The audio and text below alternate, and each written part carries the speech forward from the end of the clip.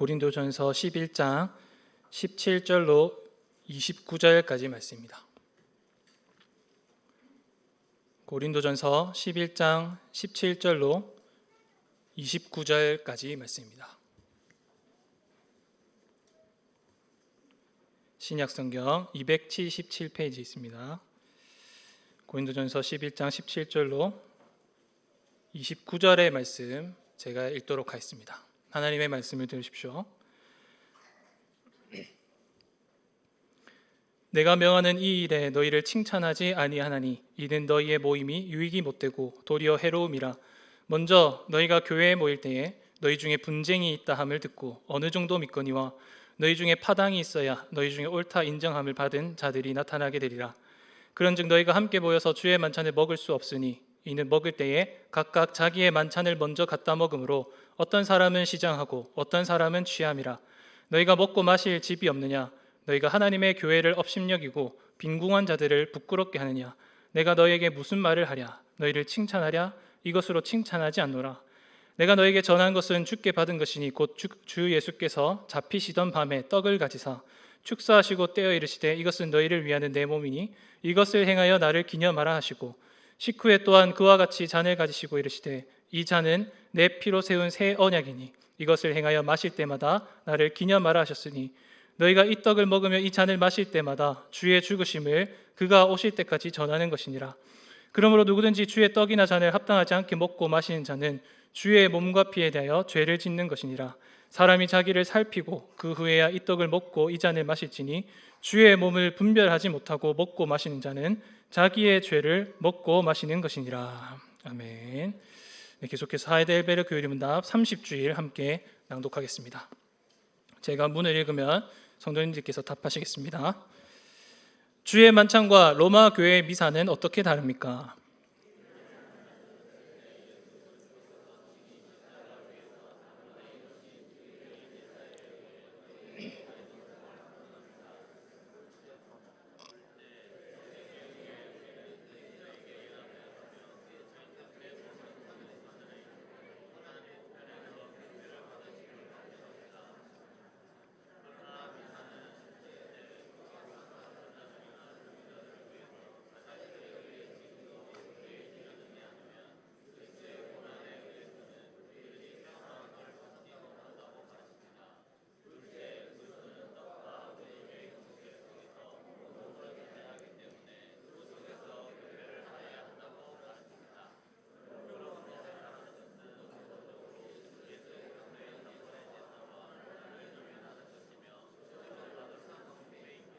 (81문입니다) 누가 주의 상에 참여할 수 있습니까?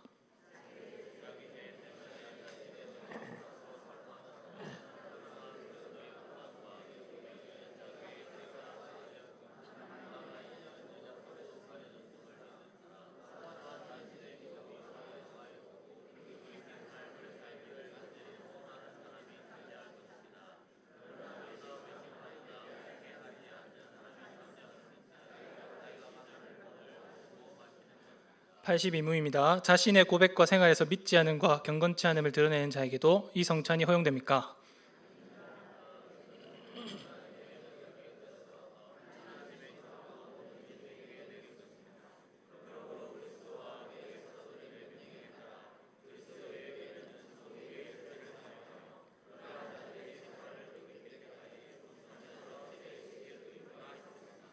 아멘. 네, 주 예수 그리스도의 사랑하는 성도 여러분, 고린도전서 10장 17절을 보면 바울 사도가 주의 만찬에 참여하는 것의 의미에 관해서 말씀하고 있는데요. 이렇게 말씀합니다. 떡이 하나요 많은 우리가 한 몸이니 이는 우리가 다 한 떡에 참여함이라. 화면에 나오듯이 바울은 하나라는 사실을 3번 반복합니다. 떡이 하나고 많은 우리가 한 몸이다. 그리고 다 한 떡에 참여한다. 그래서 그리스도의 몸을 표하는 떡은 하나고 그 식탁에 참여하는 우리 역시도 하나라는 사실을 굉장히 강조합니다. 그래서 성찬에 있어서 굉장히 중요한 의미가 있다면 바로 우리가 하나라는 사실을 기억할 필요가 있는데요. 우리가 오늘 읽었던 고린도전서는 주 1세기 때 기록되었고 고린도 교회에 기록된 편지입니다. 근데 우리가 잠깐 생각해 볼게 이 당시 고린도 교회 상황이 어땠는지를 생각해 볼 필요가 있습니다. 먼저 배경을 잠깐만 말씀드리면은 고린도라는 도시는 매우 부유한 도시였습니다. 이곳은 군사적으로, 경제적으로, 무역적으로 가장 중요한 요충지였기 때문에 세금을 굉장히 많이 받았고 또 통행세도 많이 받았습니다. 그래서 돈벌이가 아주 쉬운 동네였고요. 그리고 특별히 아주 유명한 고대 올림픽이 열렸던 곳입니다. 이스트무스라고 하는 매 2년마다 열렸던 올림픽이 열렸던 곳입니다. 그래서 2년에 한 번꼴이니까 주로 상주하는 상인들이나 사업가도 많았고 아주 많은 이 관광객들이 몰렸던 곳입니다. 그리고 가장 결정적으로는 이 아프로디테 신전이라고 하는 그 거대한 신전이 있습니다. 지금도 유적지가 남아 있는데 그 외에도 수많은 이 그리스 신화에 나오는 신전들이 몰려 있던 곳이었습니다.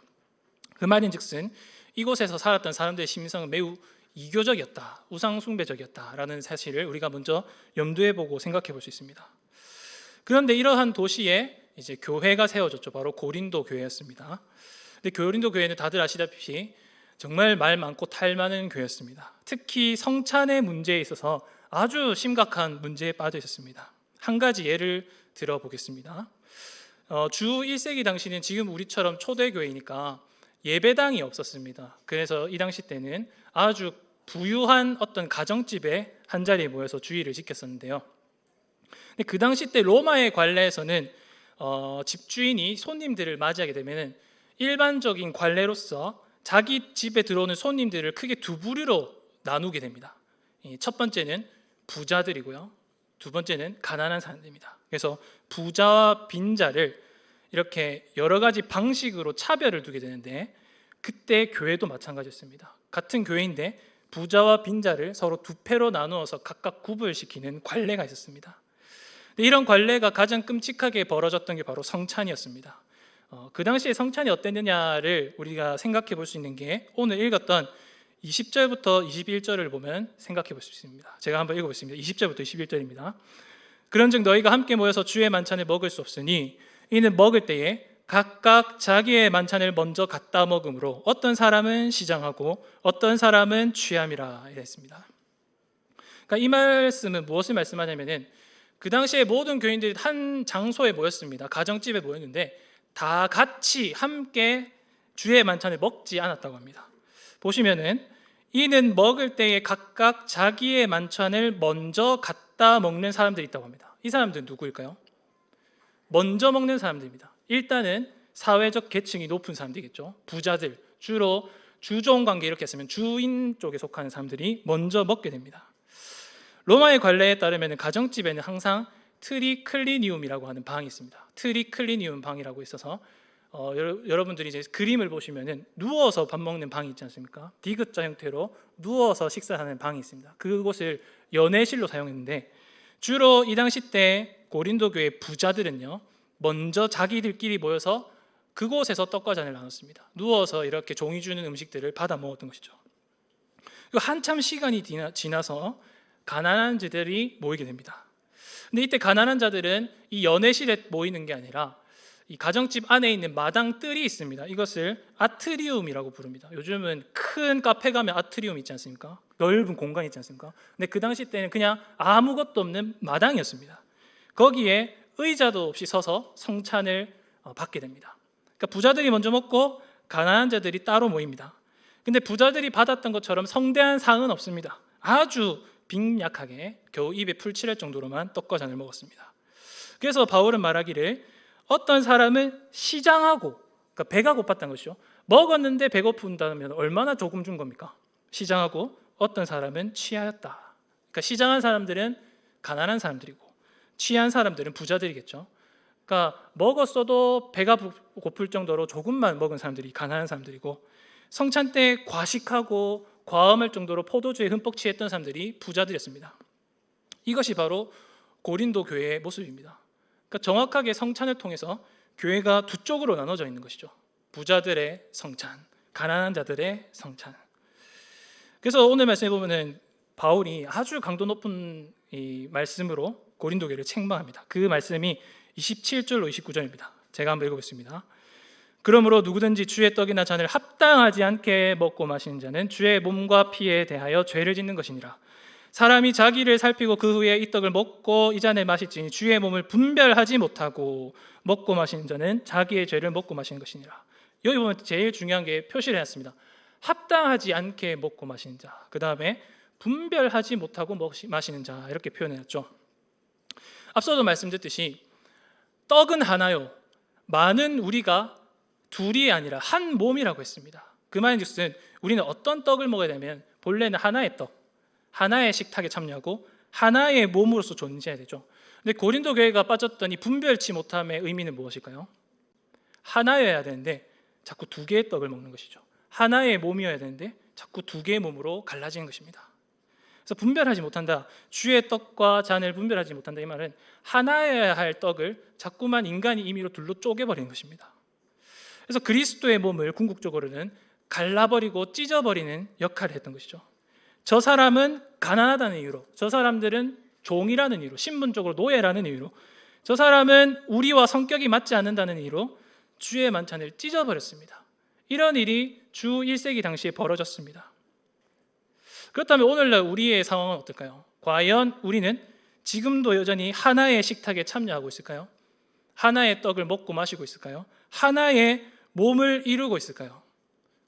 우리는 이 문제를 아주 심각하게 생각해 볼 필요가 있습니다. 다음 주면 당장에 성찬에 참여하는데 혹 우리는 과연 지금 말씀드린 고린도 교회와 같은 아주 심각한 문제에 빠져 있지는 않은지 오늘 이 시간 말씀을 통해서 스스로를 돌아볼 수 있는 시간이 되기를 소망합니다.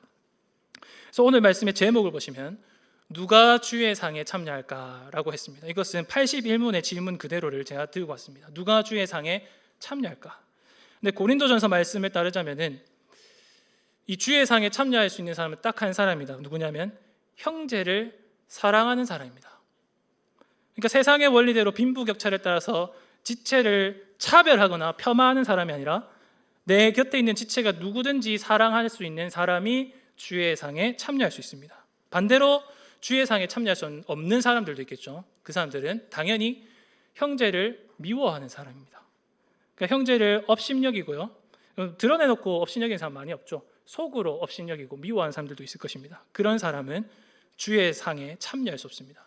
그러니까 핵심은 무엇이냐면은 형제 사랑입니다. 누가 주의 상에 참여할 수 있을까? 형제 사랑입니다. 떡이 하나요, 많은 우리가 한 몸이니 이는 우리가 한 떡에 참여함이라 라는 사실을 기억하며 끝까지 형제를 사랑하고 그리스도의 한 떡에 참여하려고 하는 사람들이 주의 상에 참여할 수 있습니다. 이것이 바로 성경의 가르침입니다. 그렇다면 오늘 요리문답은 우리에게 이 사실에 관해서 무엇을 말씀할까 우리가 생각해 봐야겠죠. 오늘은 총 두 가지를 살펴보겠는데요. 화면 한번 보여주시기 바랍니다. 많이 나왔습니다. 두 가지 살펴보겠습니다. 저는 이제 대체로 내용을 다 다루려고 하기 때문에 이렇게 두 가지로 살펴보겠습니다. 첫 번째는 로마 교회의 미사는 왜 우상 숭배일까? 그리고 두 번째는 누가 주의 상에 참여할 수 있을까? 이 두 가지 한번 살펴보겠습니다. 그래서 첫 번째로는 먼저 로마 교회의 문제를 먼저 살펴보겠습니다. 이게 왜 정리를 해야 되냐면은 일단 우리의 기본적인 베이스, 기초적인 반석을 먼저 잘 다져놔야 그 차후의 문제를 살펴볼 수 있습니다. 그래서 2주간 동안 조금씩 말씀을 드렸지만 오늘은 최종적으로 한번 정리를 해보겠습니다. 도대체 로마 교회의 미사는 왜 잘못된 것일까를 먼저 생각해 보겠습니다.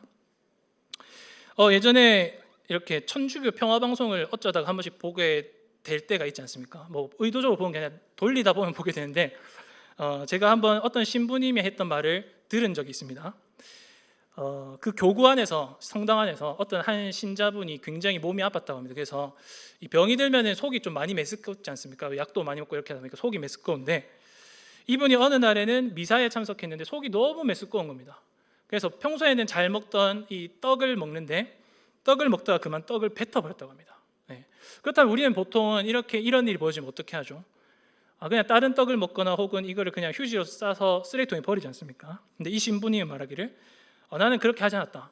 다 땅에 떨어진 이미 누군가의 침이 분비물이 묻어있는 그 떡을 다 긁어모아서 내 입에 고스란히 넣었다, 이렇게 했습니다. 그러니까 지금 우리 생각으로는 도저히 이해할 수 없는 것이지만 이 짧은 하나의 이야기가 이 로마 교회의 미사가 무엇인지 너무 잘 보여줍니다. 로마 교회의 미사의 가장 큰 문제는 무엇이냐면은 성찬의 표인 이 떡과 포도주를 지나치게 우상화한 것입니다. 우상숭배처럼 이것을 너무 신주 모시듯이 하는 것이죠. 그래서 로마 교회의 가장 주된 특징이 무엇이냐면은 떡과 포도주가 미사 때 실제로 그리스도의 살과 피로 변한다 된다라고 주장을 합니다. 이것을 일컬어서 보통은 뭐라고 표현하면, 화면을 보여주시면은 오늘 약간 화면이 늦네요. 화채설이라고 합니다. 네, 화채설은 뭐냐면은 대화자에 몸체자를 해갖고 이 떡과 포도주가 실제로 그리스도의 살과 피로 변한다, 될 것이다, 이렇게 하는 겁니다. 그러니까 이게 무슨 생각이라면은 멀쩡한 음식물이 있는데 이게 실제로 사람의 손으로 변하거나 사람의 손가락으로 변하거나 이런 식으로 생각을 하는 겁니다. 그러니까 말이 안 되는 주장을 하는 것이죠. 그런데 로마 교회는 이 말이 안 되는 이 생각을 무려 2000년 동안이나 고집하고 있고 여전히 믿고 있습니다. 왜 그것을 주장하고 믿고 있느냐 했을 때, 이것은 사실은 굉장히 철학적인, 아주 논리적인 이론이 바탕이 있습니다. 특히 아리스토텔레스, 토마스 아퀴나스라고 하는 철학자들이, 신학자들이 세워놓은 아주 탄탄한 이론이 있습니다. 그것을 다 설명드릴 수는 없고요. 원래는 잘 설명을 할 필요가 있는데요. 이것을 원리적으로만 간단하게 조금 말씀드려 보겠습니다. 우리와 로마 교회 차이를 조금 잘 아셔야 되는데요. 로마 교회에서는 미사 때에 우리도 이제 성찬하게 되면 목사님들이 떡을 조금 이렇게 들죠. 이렇게 이제 기도하기 전에 앞서서 이렇게 좀 들어서 보여주시고, 어떤 교회에서는 이렇게 한 떡을 이렇게 찢는 상징적 행위도 합니다. 우리는 그렇게 하는데, 천주교에서는 신부님이 떡과 포도주 이렇게 듭니다. 그래서 앞뒤로 이렇게 흔듭니다. 혹시 많이 보셨는지 모르겠습니다. 앞뒤로 흔듭니다. 이것을 뭐라고 하면 축성이라고 합니다. 이거는 뭐냐면은 구약에서로 치면은 제사법으로 요제와 비슷합니다. 요제는 뭐냐면은 제물을 들어서 흔든다는 거거든요. 그래서 하나님께 제물을 바칠 때에 이 제물은 하나님의 것입니다 하면서 이렇게 상징적 행위를 하는 게 요제라고 합니다. 그것을 똑같이 하는 게 천주교에서는 축성이라고 합니다. 그러니까 말 그대로 무슨 말씀이냐면은 제물을 들어서, 제물에 해당하는 떡과 잔을 들어서 이게 바로 하나님께 드리는 제사 제물입니다, 이렇게 한 것이죠. 그래서 미사는 궁극적으로는 제사입니다. 우리는 성찬은 주의 만찬이라고 부르죠. 식사라고 부르는데 미사는 제사입니다. 그리고 축성을 하게 되면은 이렇게 앞뒤로 흔들면은 로마 교회는 무엇을 믿냐면 어떤 신비적인 능력에 의해서 떡과 포도주의 본질이 바뀐다고 합니다. 이 본질이 바뀐다는 것을 아까 말씀드렸던 화채라고 이해하시면 됩니다. 그러니까 겉으로는 아무리 흔들어도 떡과 포도주이지만 그 속에 우리 눈에 보이지 않는 본질이란 게 바뀐다고 생각을 합니다. 이것은 조금 어려운 말로 표현하면 이 본질이라는 단어가 플라톤 철학에서는 이데아라고 부르는 것입니다. 우리가 보통 사물의 본질이 아니라 철학적 개념에서 이데아라고 합니다. 그러니까 어쨌든 간에 눈에 보이지 않는 어떤 것이 바뀌는 것입니다. 그래서 로마 교회에서는 궁극적으로 미사 때에 이렇게 축성을 흔들게 되면, 떡과 포도주를 흔들면은 이것이 그리스도의 살과 피로 변해진다라는 것을 주장합니다. 그러니까 계속 말씀드리지만 겉은 멀쩡한데 계속 포도주와 떡인데 눈에 보이지 않는 본질이 바뀐 것이죠.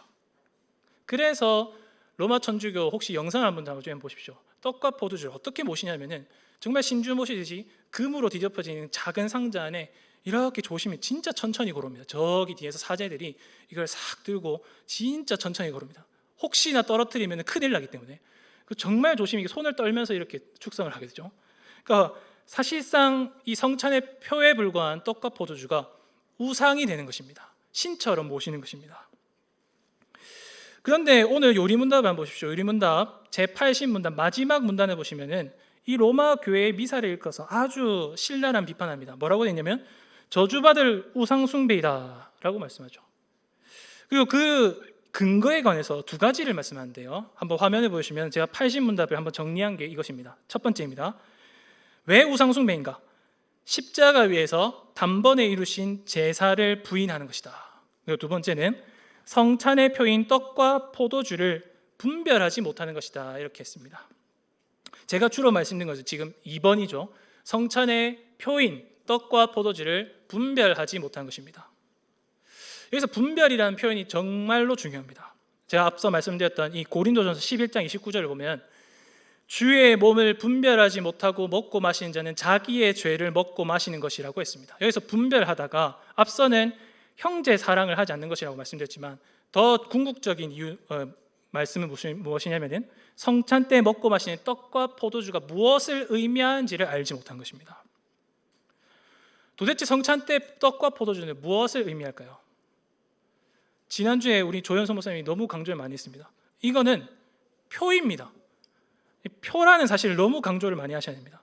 그리스도의 살과 피가 아니라 그것을 보여주는 표지판입니다.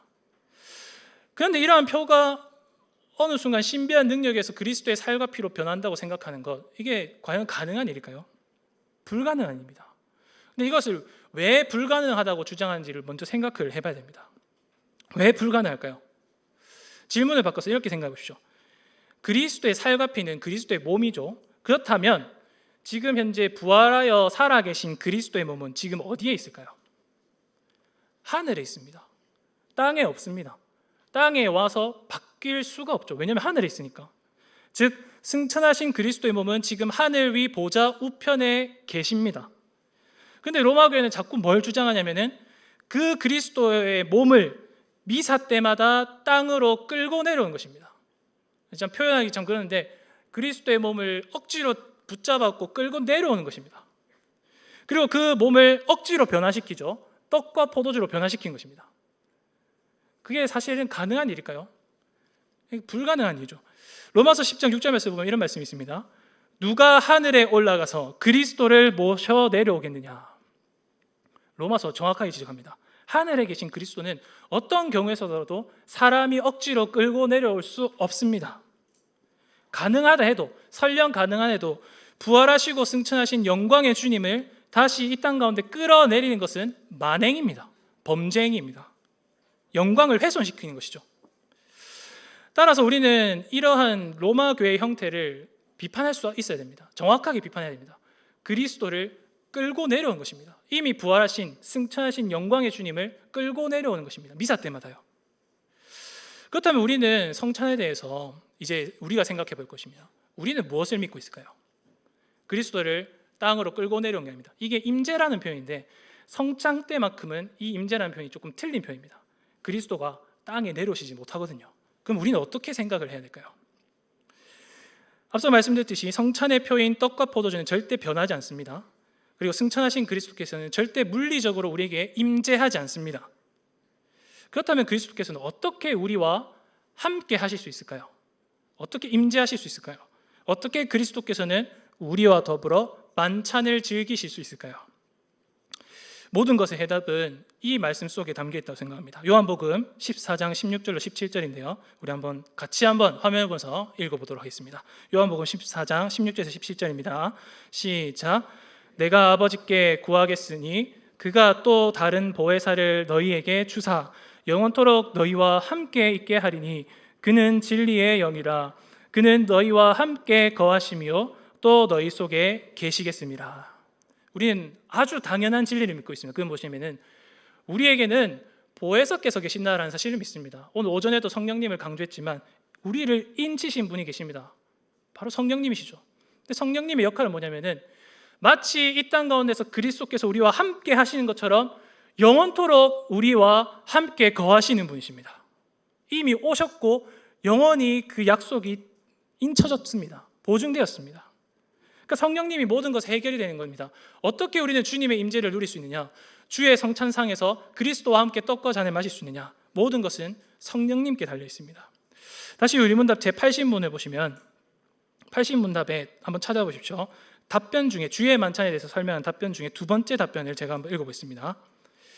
둘째, 성령에 의해 우리는 그리스도에게 연합되었으며 그의 참된 몸은 지금 하늘에 있고 하나님 우편에서 우리의 경배를 받으심을 확증합니다. 이 문장 하나가 사실은 이 종교개혁 당시에 성찬 때문에 전쟁도 일어났거든요. 로마 천주교와 개신교 사이에 전쟁도 벌어졌는데 아주 중요한 문장입니다. 여기서 제일 중요한 문장이 성령의 의해와 그리스도의 참된 몸은 하늘에 있다입니다. 절대 땅으로 내려올 수 없습니다. 하늘에 있어야 됩니다. 영광을 훼손시키면 안 됩니다. 그렇다면 그리스도는 우리와 어떻게 함께 하십니까? 성령에 의해 함께 하신다는 것입니다. 이것을 정말 잘 이해하셔야 합니다. 성령님께서 우리와 함께 하시면 무엇을 할까요? 이 답변에 나온 것처럼 성령에 의해 우리는 그리스도에게 연합됩니다. 그러니까 정말 단순한 논리죠. 성령님은 하시는 일이 뭐냐면은 우리를 인도하셔서 그리스도께로 가게 하시는 분이십니다. 항상 그리스도께로 인도하시는 분이십니다. 그런데 하나님 성령님께서 우리를 그리스도께로 인도하시기 위해서 사용하는 방편이 있습니다. 그게 뭐냐면 성찬입니다. 그러니까 여기서 우리가 생각해 볼 문제가 뭐냐면은 우리가 물리적으로 그리스도께로 가려면 결국에 하늘에 올라가야 되는데 우리는 어떤 경우에서라도 그리스도께 물리적으로 갈 수가 없죠. 그리스도께 가려면요, 우리가 뭐 비행기를 타고 갈 수도 없고 우주선을 탈 수도 없고 어떻게든 갈 수 있는 방법이 없습니다. 그런데 성령님을 우리를 어떻게 인도하시면은 우리의 몸은 지금 이 땅에 있지만 우리의 마음을 들어서 우리의 영혼을 들어서 성찬에 참여하는 모든 자들을 하늘로 이끌어 올라가십니다. 이게 바로 성찬에서 말하는 임재의 개념입니다. 너무 중요한 개념입니다. 칼빈 선생님은 이러한 성령의 사역, 우리의 마음을 높이 들고 하늘에 끌고 올라가시는 사역을 일컬어서 수루숨 코르다라고 합니다. 이것은 우리말로 마음을 높이 든다입니다. 이거는 개혁교에서 제일 중요한 용어입니다. 성령님의 역할은 무엇이냐? 우리를 끌어올려서 이 땅에 머무르게 하는 게 아니라 천상으로 올려가신다라는 개념입니다. 이 표현 하나가 로마 교회와 우리와의 차이를 다 보여줍니다. 로마 교회는 뭘 한다고 했죠? 그리스도를, 하늘에 계신 그리스도를 이 땅 가운데 끌고 내려옵니다.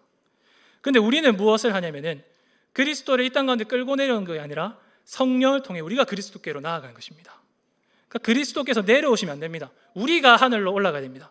우리가 천국 만찬 어린 양의 혼인잔치를 통해서 성령님께 이끌려 마음을 높이 들어야 됩니다. 어떻게든 마음을 높이 들어야 됩니다. 그냥 무감각하게 성찬에 참여하면 안 되고 마음을 높이 들어서 하늘에 이르러야 됩니다. 이게 바로 우리가 믿는 성찬입니다.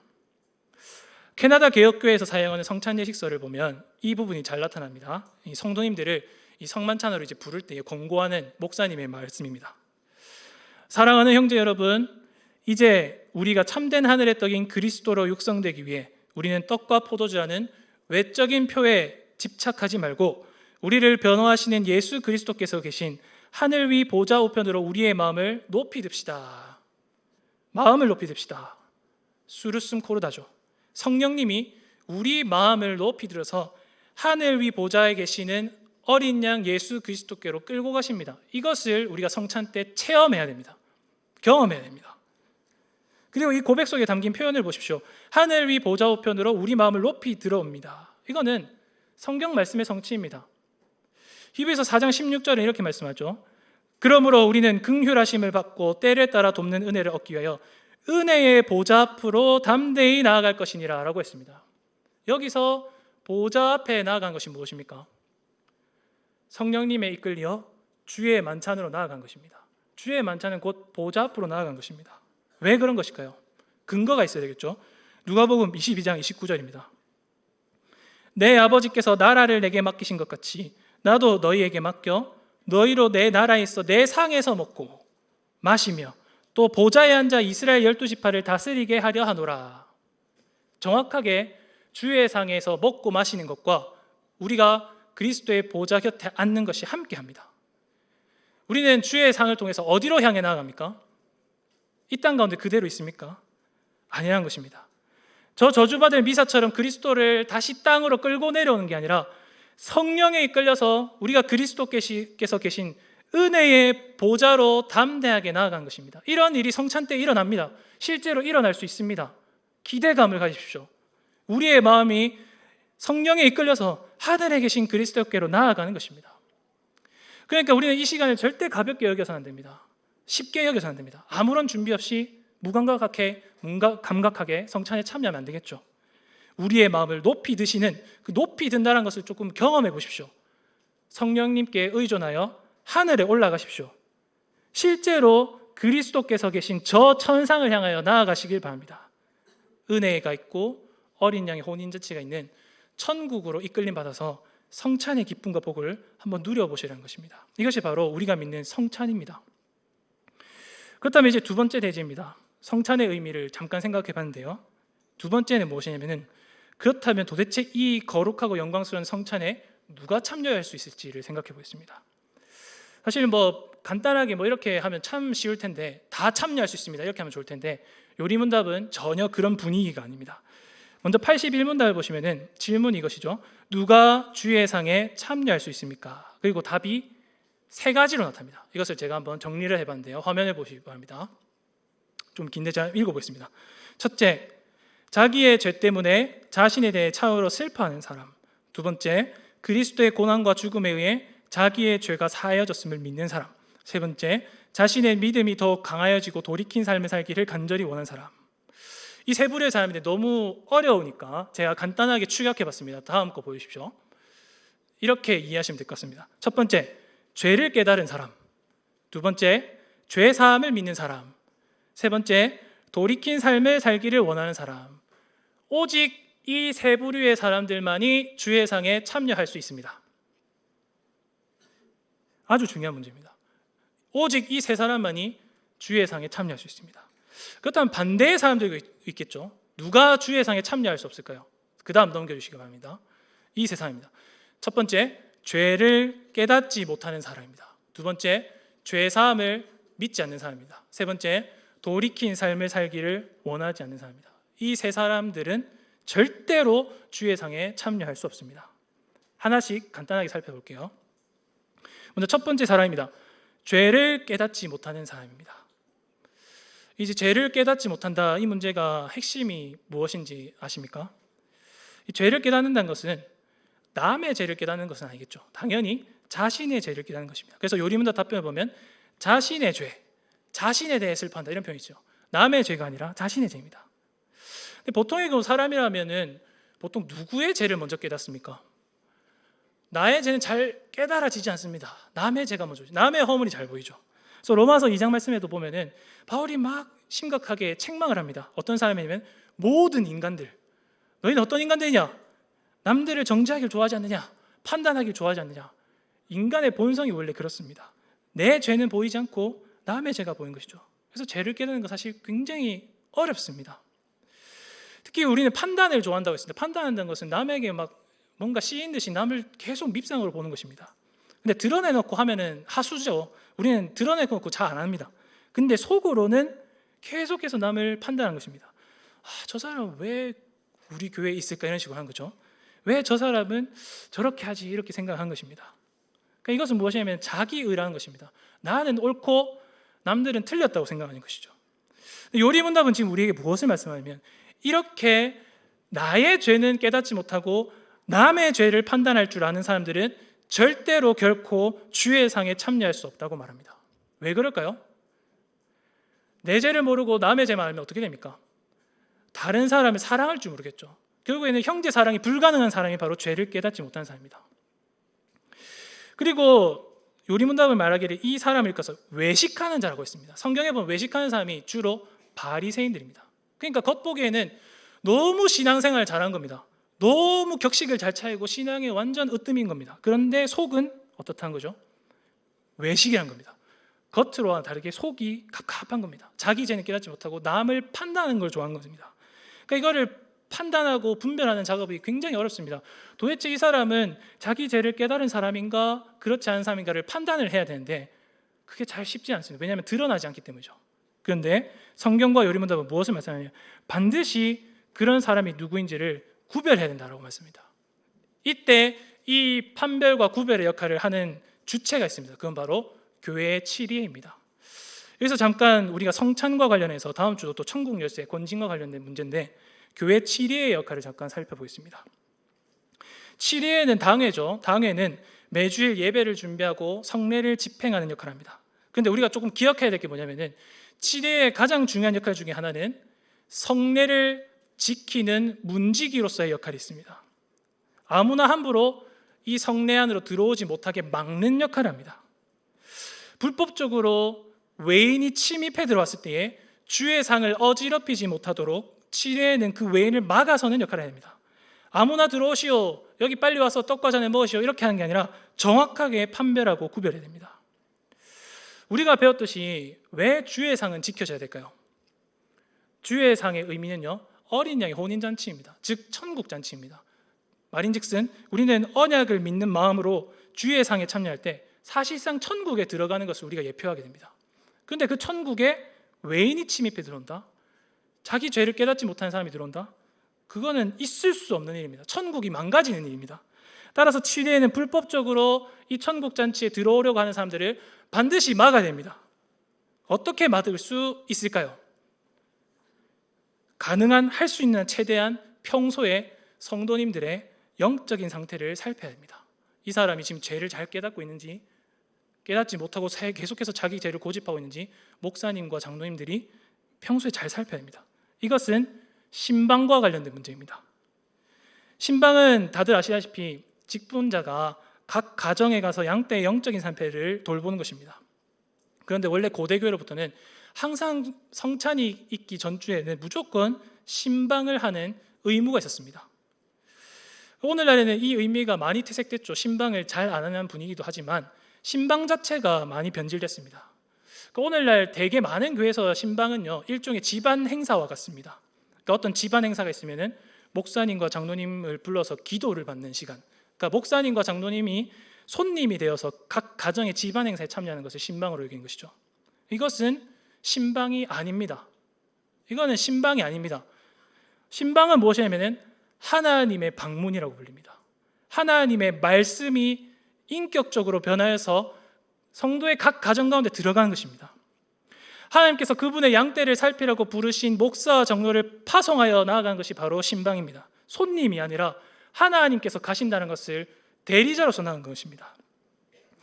때문에 신방의 자리에서는 반드시 말씀이 있어야 됩니다. 목사님이 가정 예배 드리듯이 말씀을 전한다 이런 뜻이 아니라 성도님들의 삶을 살펴볼 때에 주로 말씀을 통해서 살펴본 것입니다. 1시간이 됐든 2시간이 됐든 다른 얘기하지 말고 성도님들께서 평소에 말씀을 어떻게 듣고 계시는가, 그리고 말씀을 어떻게 삶에서 소화하시는가, 그 영적인 상태를 살피는 일을 하는 겁니다. 따라서 삶이 바쁘다는 이유로, 시간이 없다는 이유로, 아이들이 학원에 가야 한다는 이유로 하나님의 신방을 거절하는 것은 있을 수 없는 일입니다. 반드시 적어도 1년에 한 번이라도 신방을 받으셔야 합니다. 이런 점에서 오늘 이 말씀을 듣고 각 가정별로 집에 돌아가셔서 신방에 대해서 한번 심사숙고해 보시기 바랍니다.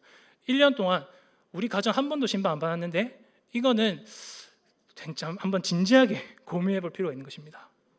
교회 치리회가 바르게 신방 사역을 할 수 있도록 각 가정에서도 신방을 사모할 수 있는 마음이 있어야 되는 것이죠.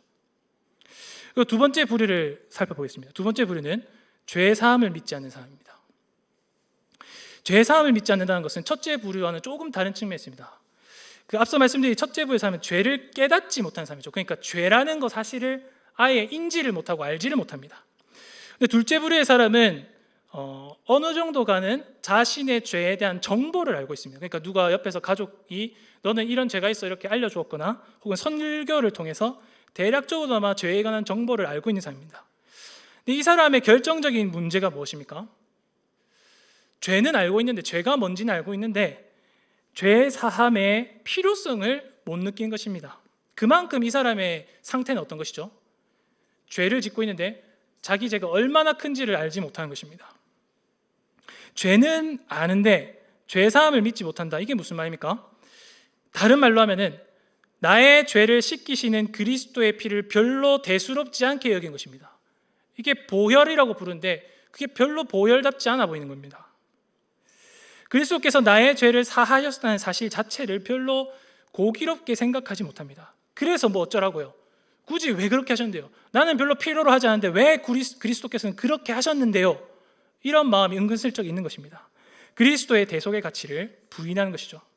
그만큼 이 사람은 어떤 상태냐면은 정말 죄에 짓눌려 있는 상태입니다. 죄는 아는데 자기 죄가 얼마나 심각한지를 알지 못한 겁니다.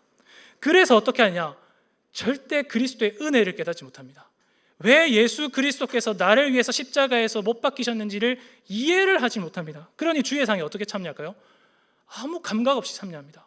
무감각하게 슬퍼하지도 않고 기뻐하지도 않습니다. 그냥 아무런 의미 없이 떡과 잔을 받아 먹습니다. 이런 상태에 놓인 사람을 주예상에 참여시키지 말라라고 말씀합니다. 그러니까 한번 생각해 보십시오. 주예상에 참여할 때 우리는 도대체 어떠한 상태로 나옵니까? 과연 그리스도의 은혜를 진지하게 묵상하시면서 기억하시면서 나가십니까? 아니면 아무런 생각 없이 무감각하게 이 성찬에 참여하십니까? 그리고 마지막 세 번째입니다. 세 번째 사람은 돌이킨 삶을 살기를 원하지 않는 사람입니다. 이건 쉽습니다. 회개를 하지 않는 사람입니다. 회개를 하지 않는다기보다는 회개하는 것을 기뻐하지 않는 사람이죠. 회개를 싫어합니다. 회개하라 하면은 그게 너무 거추장스럽고 까다롭게 여겨진 것이죠. 우리가 알다시피 회개는요, 돌이키는 겁니다. 죄에서부터 하나님께로 돌이키는 것이죠. 근데 회개를 싫어하는 사람들의 특징이 뭐냐면은 이게 너무 까다롭다고 여긴 것입니다. 즉 무슨 말이냐면은 회개하려면 뭐 기도를 많이 해야 되고 울부짖어야 되고 그 다음에 가슴을 쳐야 되고 애통해야 되고 이런 식으로 뭔가 공식화되어서 회개해야 된다 생각하는 사람들이 많죠. 고행을 하거나 공덕을 많이 쌓아야 회개할 수 있다고 얘기합니다. 근데 그것은 성경의 가르침이 아닙니다. 특히 이제 우리가 고백하는 웨스트민스터 신앙 고백서를 보면은 회개를 이끌어서 생명에 이르는 회개라고 부르거든요. 그러니까 우리를 고생시키는 회개가 아니라 생명에 이르는 회개라고 합니다. 근데 생명에 이르는 것은 기쁜 일일까요? 슬픈 일일까요? 기쁜 일입니다. 울고불고 슬퍼할 게 아니라 회개는 기쁨의 일입니다. 그러니까 율법주의적인 규율로 생각하면 우리는 자꾸는 이렇게 생각하죠. 생명에 이르려면은 회개에 이르려면 우리가 뭔가를 해야 되겠거니 저것을 해야 되겠거니 이렇게 생각합니다. 근데 그게 아닌 것입니다. 우리가 회개에 이르는 가장 유일한 비법은 뭐냐면은 우리의 생명 대신 예수 그리스도를 그냥 믿고 받아들이면 됩니다. 이 믿음이 제일 중요한 것이죠. 그러니까 회개는 노력을 통해서 얻는 것이 아니라 공로를 통해서 얻는 것이 아니라 그리스도를 의존하고 신뢰할 때 얻는 것입니다. 그래서 회개는 기쁜 것입니다. 뭐 거추장스럽거나 까다로운 게 아니라 그리스도를 믿으면 우리에게 자연히 주어지는 선물이죠. 근데 셋째 부류의 사람은 어떻게 하냐면은 회개를 너무 싫어합니다. 자꾸 뭐를 해야 되는 식으로 생각하고 자꾸 뭔가에 바뀌어야 된다고 생각한 것이죠.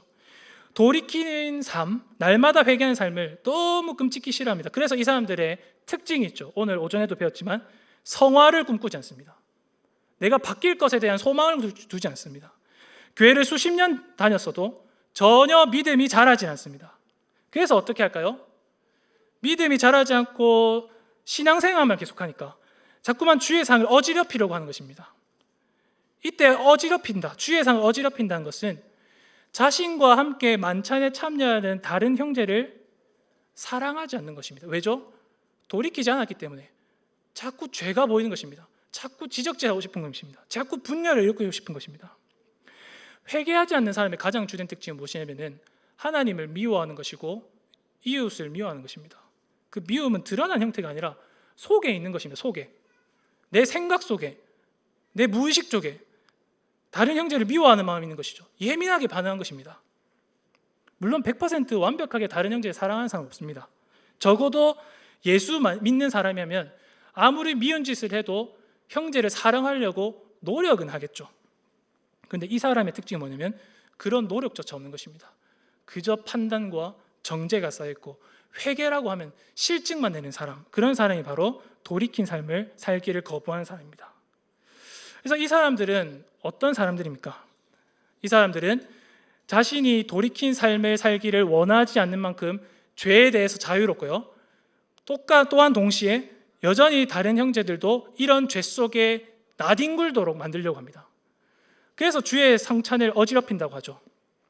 죄를 사랑하고 또 형제를 미워하는 사람이 주의 성찬에 참여하면요, 자꾸 형제를 이간질시킵니다. 너도 죄에 빠져봐라, 너도 조금은 풀어질 때도 있지 않냐, 이런 식으로 교회를 분열시키죠. 그런데 어떻습니까? 떡이 하나요 많은 우리가 한 몸이라고 했습니다.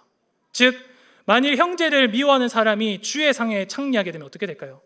주의 상에 와서 우리는 저 사람과 분리돼야 된다, 저 사람과 같이 있으면 안 된다라고 하게 되면 어떻게 될까요? 그 성찬상은 둘로 셋으로 넷으로 찢기는 것입니다. 완벽하게 성찬상이 망가지는 것이죠. 그래서 우리는 돌이킨 삶을 살아가지 않는 사람을 성찬상으로 초대할 수가 없습니다. 그렇게 하면은 반드시 교회는 무너지게 될 것입니다. 따라서 성도 여러분, 오늘 말씀을 맺으면서 오늘 말씀이 조금 무게감 있지만 한번 진지하게 스스로를 살펴보시기 바랍니다. 당장 다음 주에 우리가 성찬 예식이 있습니다. 그곳에 참여하게 될 건데요, 우리는 주의 만찬에 참여합니다. 어린 양의 혼인잔치에 참여합니다. 사실상 천국에 들어간 것입니다. 네, 한번 돌이켜 보십시오. 삶을 살아가시면서 과연 나는 이 주의 만찬에 참여할 수 있는 사람인가를 스스로 살펴보시기 바랍니다. 일주일 동안 스스로 이 문제 앞에 한번 직면해 보시기 바랍니다. 하나님 앞에서 정직하게 나는 회개를 사랑하는가?